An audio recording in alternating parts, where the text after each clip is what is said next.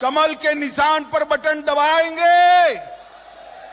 150 से ज्यादा सीटों के साथ पूर्ण बहुमत की भाजपा सरकार बनाएंगे। मध्य प्रदेश में किसकी सरकार बनने वाली है तो हम आपको ये बता दें, नंबर 102 से 110 तक बीजेपी नजर आ रही है। कांग्रेस के नंबर है 118 से 128। मध्य प्रदेश में एक तरफ अमित शाह 150 सीटें जीतने का दम भर रहे, वहीं दूसरी तरफ गोदी मीडिया है जो अमित शाह के दावों की हवा निकाल रही है। अगर टाइम्स नाउ जैसे गोदी के घर में भाजपा की हालत पतली दिखाई जा रही है तो आप अच्छे से जान और समझ सकते हैं कि हकीकत में जमीन पर कैसे हालात होंगे। जब नविका कुमार चीख चीख कर इस बात का ऐलान कर रही हैं कि अमित शाह को जितना ताल ठोकना है ठोक लें, मोदी को जितने मास्टर स्ट्रोक चलने हैं चल ले, लेकिन हकीकत यही है कि मोदी और शाह की जोड़ी राहुल गांधी के सामने फीकी पड़ने जा रही है। नमस्कार, आदाब, आप देख रहे खबर अड्डा और मैं हूं आपके साथ सुम्बुलीरम। 2024 से पहले 5 राज्यों में चुनाव होने जा रहा है जो ये तय करेगा कि 2024 में किसका पलड़ा भारी है, कौन जीत का परचम लहराने वाला है। और इस बात का अंदाजा मोदी और शाह की जोड़ी को अच्छे से है और यही वजह है कि इन दोनों ने मध्य प्रदेश की लड़ाई को अपने नाक की लड़ाई बना ली है। शिवराज सिंह चौहान को बाहर फेंक दिया गया है।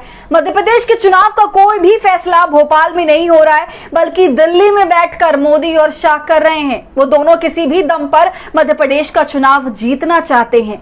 यही वजह है 3 केंद्रीय मंत्री, 4 सांसद और 1 राष्ट्रीय महासचिव को विधायक का चुनाव जीतने के लिए मैदान में उतार दिया गया है। लेकिन इन सब के बाद भी अगर गोदी मीडिया का सर्वे मोदी और शाह की नींद उड़ा रहा है, उनका जीना हराम कर रहा है, तो जरा आप 2 मिनट रुककर सोचिए कि मध्य प्रदेश में भाजपा के खिलाफ कैसी बगावत खड़ी हो चुकी है।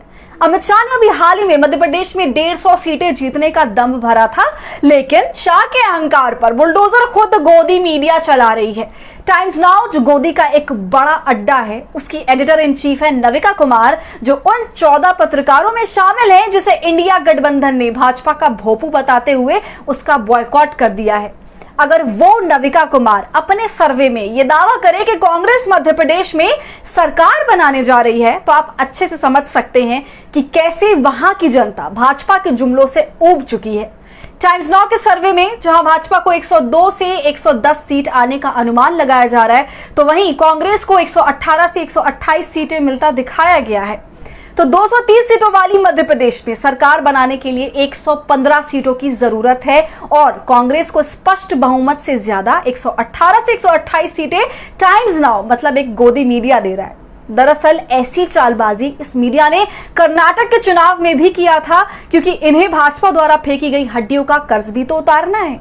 तो ये मध्य प्रदेश में भाजपा को लड़ाई में दिखाकर खाए हुए नमक का कर्ज उतार रहे हैं। लेकिन अगर ये लोग भी मान रहे हैं कि मध्य प्रदेश में कांग्रेस की सरकार बन रही है, तो फिर आप किसी भी कागज पर लिखकर रख लीजिए कि कांग्रेस मध्य प्रदेश में 150 से 155 सीटें या उससे ज्यादा जीतने जा रही है। भाजपा की इस दयनीय स्थिति पर क्या ही कहा जाए, क्योंकि उसने कैलाश विजयवर्गीय जैसे नेता जो भाजपा के राष्ट्रीय महासचिव थे, जो इस बार के चुनाव में हेलीकॉप्टर से चुनाव प्रचार करने की प्लानिंग कर चुके थे, लेकिन मोदी और शाह ने उन्हें विधायकी का चुनाव लड़ने का आदेश दे दिया।